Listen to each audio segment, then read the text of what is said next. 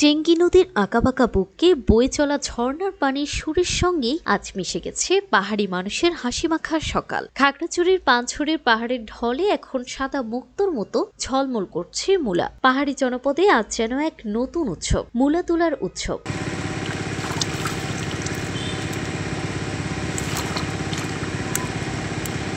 ভোরে শিশির মারিয়ে ক্ষুদ্র নিগোষ্ঠীর নারী পুরুষরা দল বেঁধে ব্যস্ত সময় পার করছেন খেতে। কেউ মাটি ছেড়ে তুলছেন তাজা মূলা, কেউ বা নদীর স্বচ্ছ পানিতে ধুয়ে সাজিয়ে তুলছেন বাজারের জন্য। পাহাড়ি হাওয়ায় ভেসে আসছে তাদের পরিশ্রম আর আনন্দের মিশ্র গ্রান। শ্রমিকরা জানান, প্রতি কেজি মূলা উঠানো আর পরিষ্কার করার জন্য তারা পান 4 টাকা। দিন শেষে এই সামান্য আয়েই নিশ্চিত হয় তাদের ঘরের হাসি। শিক্ষক ও শৌখিন কৃষক বিমলেন্দু চাকমা জানান, তিনি শিক্ষকতার পাশাপাশি শখের বশে কৃষিকাজ করেন। এবছর 40 শতক জমিতে মূলা চাষ করেছেন তিনি। ফলন ভালো হওয়ায় এবার তিনি বেশ লাভবান হওয়ার আশা করছেন। সব মিলিয়ে পাঞ্ছড়ির পাহাড়ে এখন শুধুই সাদা স্বপ্নের হাতছানি, যা হাসি ফুটিয়েছে পরিশ্রমী এই মানুষগুলোর মুখে।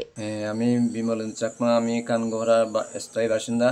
আমি শিক্ষকতা করি, পাশাপাশি এই যে কৃষিকাজ করি, কৃষিকাজ জন্য আমি খুব আগ্রহী। এই বছর আমি মূলা চাষ করেছি। মূলা চাষে ফলন মোটামুটি হয়েছে।